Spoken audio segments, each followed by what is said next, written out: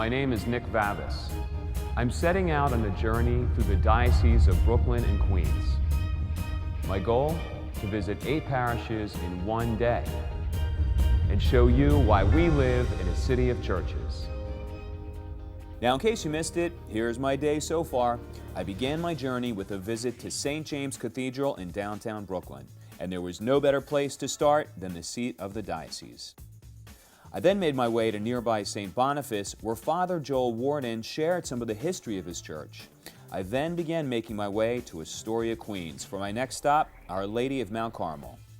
Hey everyone, and welcome back to City of Churches as I make my way through the Diocese of Brooklyn and Queens.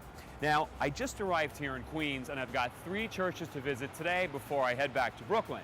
I got here a little bit early because I'm not that familiar with the area and I've got no time to waste figuring out where I'm going. My first stop, Our Lady of Mount Carmel here in Astoria. Now, Astoria was originally named Hallett's Cove, After its original landowner, William Hallett, who settled there in 1659. Now, in order to persuade John Jacob Astor to invest $2,000 in the neighborhood, an offer was made to rename the area after him. Not only did he only invest $500, he also never set foot in the neighborhood. However, his name still stayed. The 1960s saw a large number of ethnic Greeks from Greece, Albania, and Cyprus, giving Astoria the largest Greek population in New York City. The Greek cultural imprint can be seen in the numerous Greek restaurants, the bakeries, tavernas, and cafes, as well as several Greek Orthodox churches. With perhaps 30,000 residents claiming Greek heritage, Astoria has one of the largest concentrations of Greeks outside Greece. I've got to tell you, with all these Greeks in Astoria, I'm beginning to feel right at home. And with all these great Greek restaurants and the smell of Greek food, I'm starting to get a little bit hungry. I'm thinking I might stop in. I'll have to save that for later. I have to get over to Our Lady of Mount Carmel. Come on.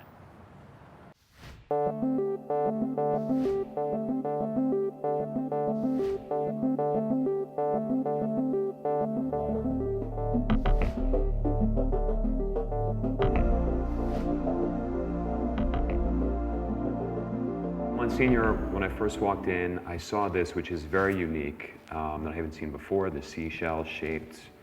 Tell me what this is called and what this is that I'm looking at. This is called a holy water stoop or a holy water font. And the tradition is we bless ourselves with holy water when we enter any church. And this happens to be in the shape of a large seashell, which is a sort of a medieval decorative element referring back to John the Baptist and using a shell to baptize people. So these enormous shells. Okay. It's rather elaborate and it's different. And of course, baptism is where a person is initiated into the sacramental life of the church. So we have them right here at the doors of the church as people enter. So if you want, we could walk into the church. I'd love to. I'm excited. Okay, let's go.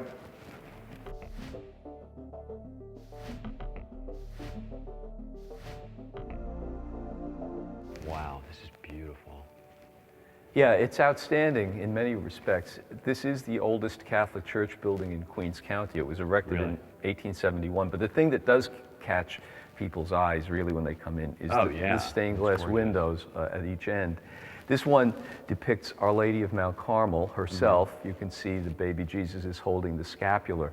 And the devotion to the scapular is that anyone who would be wearing the scapular in the state of grace and with the proper dispositions would have the grace of final perseverance at the moment of death. So that's why they depict souls coming out of purgatory and so forth. And then down below, the row of saints represents significant saints in the life of the parish devotion at the time. So in the middle is St. Joseph, because the Sisters of St. Joseph staffed this school for many, many years. And St. Patrick is on the far right because substantially at the time it was built, it was an Irish parish. St. George on the far left, representing the English, St. Agnes and St. Veronica, very popular devotional saints at that time also. And is this all the original that was here when the church was constructed, that we're looking at, the altar and the stained glass? No, the altar and the stained glass in the building were actually part of the 1915 renovation of the church. Okay, That came a little later. The establishment of the church was 1841 was the 1841, parish. and was this even here? No, Where was the altar no. at that time? There was they had a wooden church on 21st Street for 30 years. Then they erected okay. this in 1871. And in 1915, they just extended back a little bit, created the current sanctuary, and added all the stained glass. They've managed to renovate this church several times, but they've always preserved the classic, they call it French Gothic character of The it. architecture. Yeah. And then right, I guess it's below the altar. I'm seeing the Last Supper, obviously. Exactly. Anything unique about that? Well, the Last Supper, of course, calls to mind the fact that every celebration of the Mass is a recreation of the Last Supper, the institution of the Eucharist. And once again, we consecrate the body and blood of Christ, and we share in it, as Jesus said to do at the Last Supper. So that's depicted there. And it was beautifully repainted about 15 years ago by one of our Hispanic parishioners who also did the stations. Oh, which I do want you to show me in a little bit, because they're beautiful. Yeah. Can we see the side altars? Sure. I'm going to take a look at Yeah, some they're of the lovely. statues. Yeah. Maybe if we go down here. Sure. Again, it represents the devotion of the people. St. Joseph in the middle. Again, every Catholic church just about has St. Joseph, Right. Patron of husbands and fathers. To the right, St. Anthony, who helps me find lost objects all the time. I owe him a lot of money. Is that working well? Usually, if I'm use devout one in my enough. apartment. And the one on the left is St. Anne with the young Mary. Again, these are very, very popular devotions. Interesting thing, the altar itself, the gold leaf on it, was actually repainted by one of our priests, who is an artist himself. Oh, really? Father Joe Pham. He's a painter. And he has done a lot of work to help to restore the original Gothic touches in the church. Can we take a look at the Stations of the Cross? Are beautiful, and they're unique in that they're three-dimensional. Right. The colors are amazing. Right. Can we take a look at Sure. those if we walk Sure, around? they go all the way around the church. Okay. Yeah. The Stations of the Cross are probably among maybe this, after the Rosary, the most popular devotion in the history of the church. So every Catholic church has Stations of the Cross in some way displayed. And these probably go back to the 1871 church. These particular stations that Right. we're looking at, so they are original. They are, yeah. Wow, 1871. Yeah, and they were retouched about 15 years ago by a local artist, Raphael Kalal, and we think he did a beautiful job bringing out Yeah, such the details are amazing. details, the colors, very muted, very human looking, very, very well done. What did they look like before that, do you know? They had been, they were kind of a solid gray before that. Yeah. Oh, okay. Yeah. So this brings out a lot more of the humanity and Yeah. makes it a little more devotional for people. You did a nice job. Yeah. I haven't seen anything like that, the way Yeah. they're No, detailed. they're quite lovely. They're really nice. Yeah. And then the stained glass right next to that. Yes. Can you tell me a bit about this? The stained glass, particular? again, that actually goes to the 1915 renovation. And there are interesting 12 windows depicting the 12 apostles. However, it's the 11 that our Lord chose and St. Paul. So guess who they left out? St. Jude. Oh. But he's the patron of impossible causes, and he's one of the most popular. So at a subsequent date, they did put a statue of St. Jude on that altar there, right next to our To Blessed Mother, compensate. to compensate for him not getting a window. So would this stained glass then be, because you said the altar was a newer addition, is this actually going back older when the church was first constructed? No, this is not, all the stained glass is 1915. So what was here before that? I really don't know. Probably similar to the clerestory windows on the second level, probably some kind of geometric design, I think.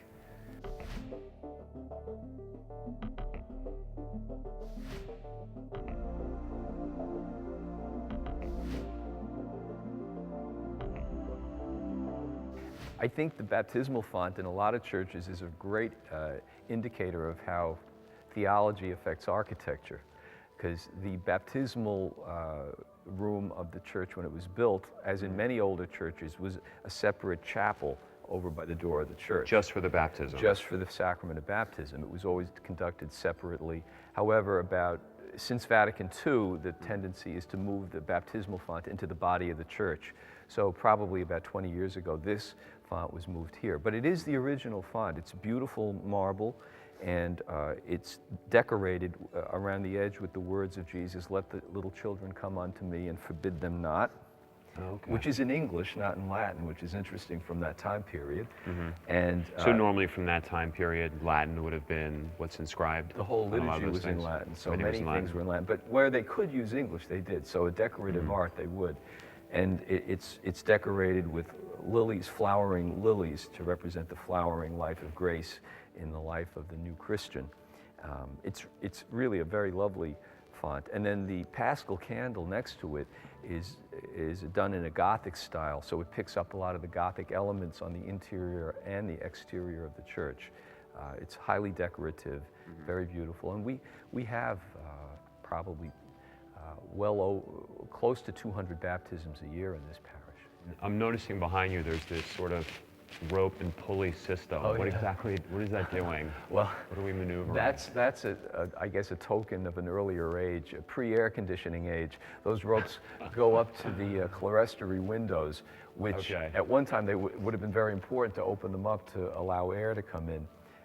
But honestly, this church is air conditioned, so we go with that instead of trying to manipulate those little So that windows works with now. ropes. Also, I see all around the building these murals of angels. What am I looking at? Right, well, yeah, just below the clerestory windows between each arch, there's a depiction of an angel holding the title of the first 14 mysteries of the Rosary, beginning with the Annunciation down there and going all around, all the way to the glorious mysteries. You know, the whole idea of a church is that you're entering into God's temple and God's house, and in the scripture it tells us that God in his temple is surrounded by myriads of angels worshiping him. So a lot of, especially older churches, have many depictions of angels in order to bring out that sense that when we come in here to worship, we're actually joining in this eternal act of worship that's always going on in heaven. When we attend Mass, that's what we're doing. So the angels were always decorative features to try to remind people. There's another beautiful stained glass window in the choir loft, and actually, if we go up there, that's probably the best overall view of the whole church, too. Okay, great. I'd love to see it. Can we go up? Yeah. Okay. I'll follow you.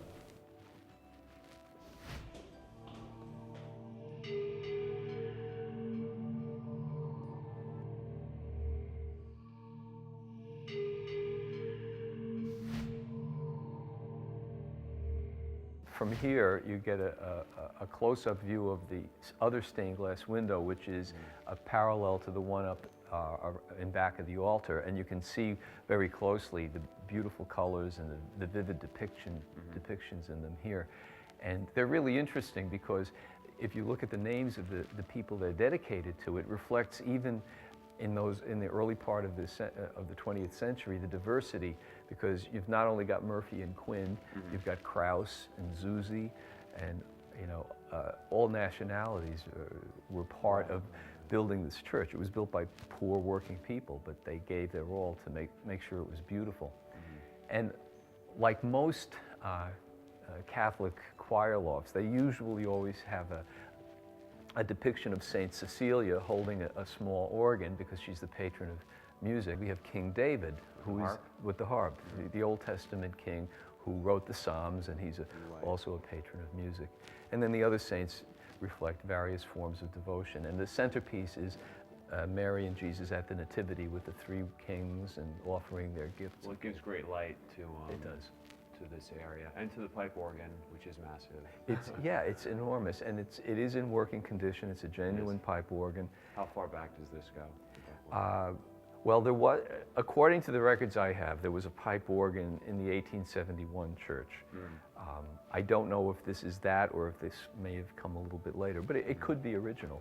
Yeah. So that the sound travels right out over the church, and here is probably my favorite. View. Yeah, no, it's It my really favorite is. view of the church, really and truly.